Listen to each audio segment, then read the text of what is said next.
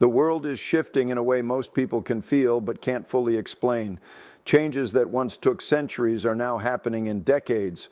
What used to be slow is now accelerating beyond expectation. And if you sense that something global, something historic is unfolding in front of you, you're right. We are living through a major turning point in world power, the kind of moment humanity last saw after World War II, and before that during the rise of the British Empire. Only this time, the speed is different, the direction is different, and the consequences will touch every person, every business, and every nation on earth. Living here in New York, surrounded by the engines of global finance, the shift is almost palpable. People who once felt confident now feel uneasy. Investors, workers, families, everyone can sense that the future is not following the old script. Questions that were never asked before are suddenly everywhere. Is America entering decline? Is China rising? Will the dollar remain supreme? Are we facing a new global order? These aren't random thoughts. These are the exact questions societies ask when a superpower enters the late stage of its long-term cycle, what Ray Dalio calls the big cycle. Before we dive deeper, let me speak directly to you. If you're still with me, it means you're someone who doesn't want surface-level explanations. You want clarity. You want to understand what's really happening beneath the noise. People like you are rare, and rare people need rare information. This channel exists for those who want to navigate a rapidly changing world with insight, not fear. So if clarity matters to you, consider subscribing, not for me, but for yourself. Now let's continue. Every major empire, the Dutch, the British, the Americans, and many before, follows the same predictable pattern. It begins with education, innovation, productivity, military strength, and finally global leadership. This is how the Dutch built the first global trade network, how the British dominated the oceans, and how the United States rose to become the center of modern finance and culture. But the same forces that make nations strong eventually make them fragile. Prosperity creates confidence. Confidence creates debt. Debt creates vulnerability, and vulnerability becomes decline. The world order changes because of three invisible pressures that slowly intensify over decades. First is financial pressure. Debt grows, money printing increases, inflation rises, and currencies weaken. Second is internal pressure. Wealth gaps widen, political anger increases, and society becomes divided.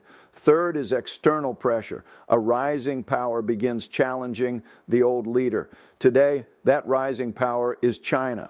When these three forces overlap, the world enters a transition, an unstable phase where the old order weakens and the new order takes shape.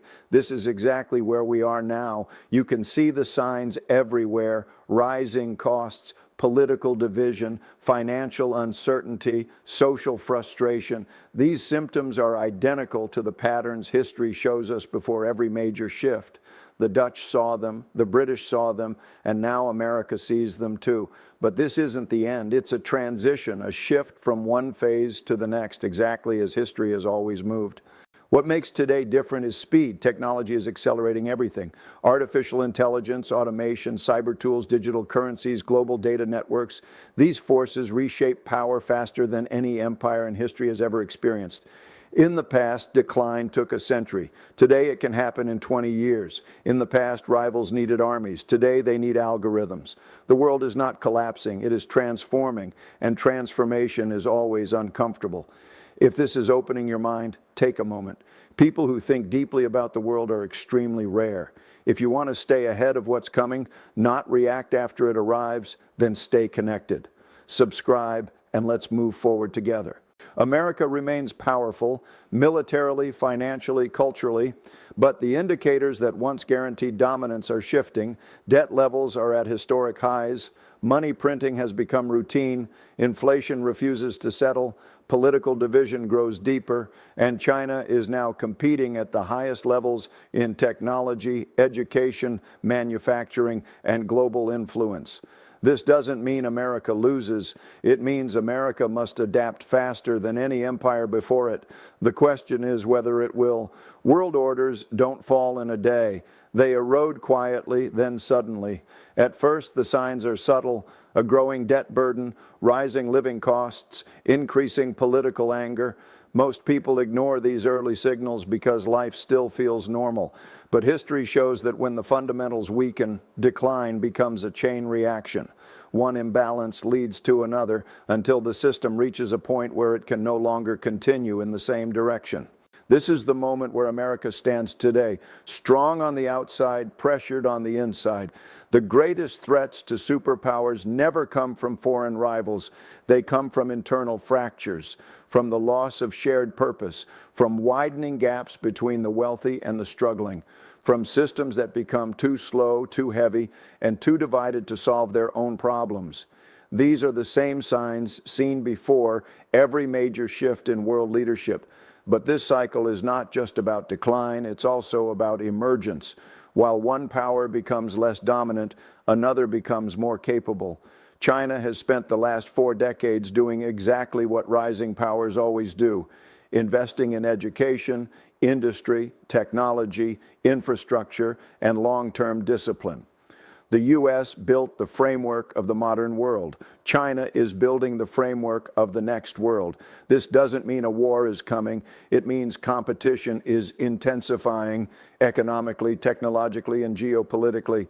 The future may not be a world with one superpower at the top. It may be multipolar, multiple centers of influence, multiple currencies, multiple alliances, a world more interconnected, more complex, and more fragile than any humanity has experienced. And in a world like this, crises spread quickly. Banking troubles, currency shocks, political events, they move across borders instantly. At this stage of the cycle, every nation faces a choice: reinvent or decline. The countries that survived past transitions, like the United States after the Great Depression, survived because they adapted. They rebalanced their wealth, rebuilt their institutions, and confronted problems directly. The nations that refused to change eventually faded from global leadership. America now faces that same decision point. If you're still watching, then you're not watching casually.